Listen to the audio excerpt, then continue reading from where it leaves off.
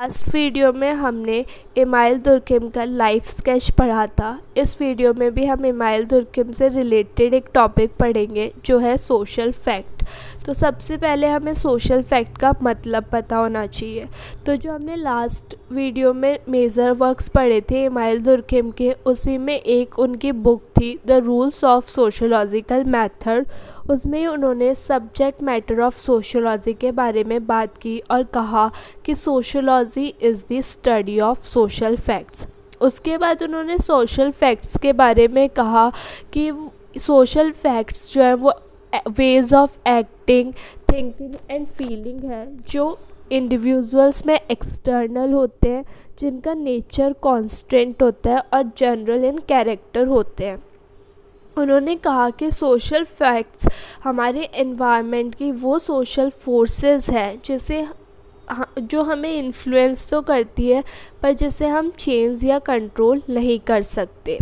उसके बाद characteristics of social facts, इसमें है exteriority, constant, generality, super individual, stability, universality and uniqueness, ways of acting, thinking and feeling. Social facts are learn.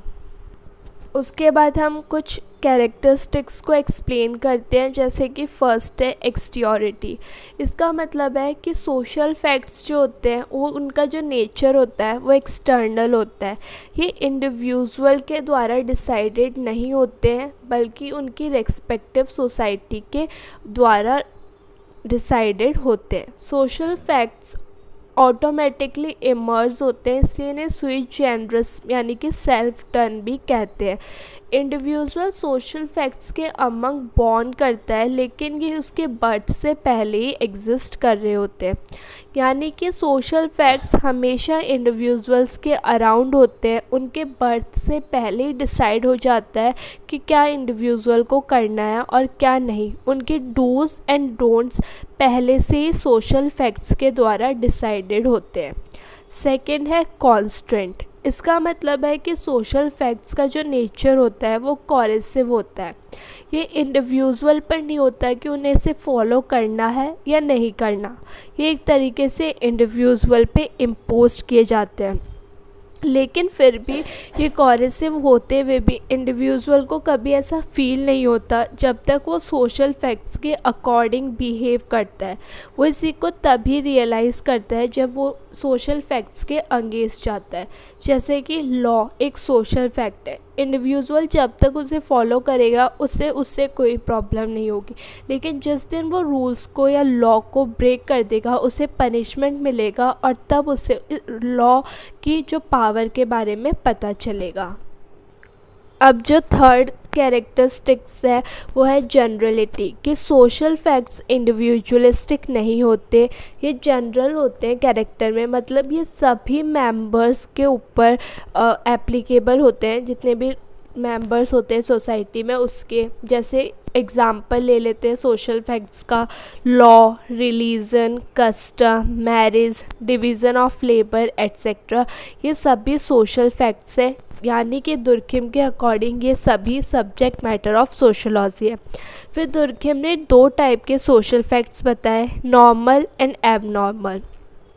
इनमें इन्होंने कहा कि जो सोशल फैक्ट सोसाइटी की स्टेबिलिटी और कॉन्टिन्यूटी में कंट्रीब्यूट करते हैं वो तो नॉर्मल सोशल फैक्ट्स होते हैं, और एबनॉर्मल या पैथोलॉजिकल सोशल फैक्ट्स वो होते हैं जो कि सोसाइटी के लिए हार्मफुल होते हैं या फिर डेंजर क्रिएट करते हैं।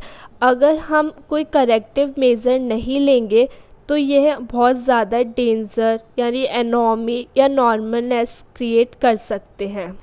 उसके बाद है क्रिटिसिज्म। क्रिटिसिज्म 3 लोगों ने दिए।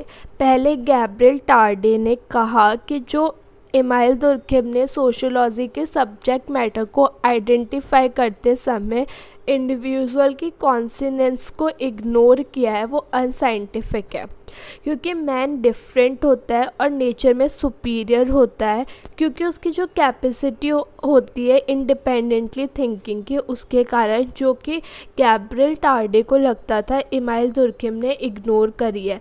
वो कहते हैं कि जो मैन है वो सिर्फ नॉर्म्स को फॉलो नहीं करता बल्कि उन्हें चेंज भी कर सकता है, इसलिए उन्होंने जो उनके कैरेक्टरिस्टिक बताए सोशल फैक्ट या एक्सट्योरिटी एंड कॉन्स्टेंट, वो उसको डिबेटेबल बताया। सेकंड क्रिटिसिज्म दिया जॉर्ज कैटलिन ने। जॉर्ज कैटलिन बिलीव करते थे कि जो बायोलॉजिकल, साइकोलॉजिकल, सोशल फैक्ट्स हैं उन्हें सेपरेट करना या डिफरेंशिएट करना डिफ़िकल्ट है। उन्होंने कहा कि इमाइल दुर्खेम ने सोशोलॉजी को साइंटिफिक मैनर पे डेवलप करने का ट्राई करा, लेकिन अंत में उनका जो एक्सप्लेनेशन आया निकल कर वो अनसाइंटिफिक था। थर्ड क्रिटिसिज्म दिया मैक्स वेबर ने। उन्होंने कहा कि जो सोशोलॉजी को लाइन ऑफ नेचुरल साइंसेस पे डेवलप करना एक पॉजिटिविस्ट के लिए ब्लंडर था। अगर सोशोलॉजी कोई भी साइंस होती है तो वो एक कंपैरेटिव साइंस होगी। ये तो था इमाइल दुर्खेम का सोशल फैक्ट। नेक्स्ट वीडियो में हम इमाइल दुर्खेम से रिलेटेड एक और टॉपिक पढ़ेंगे।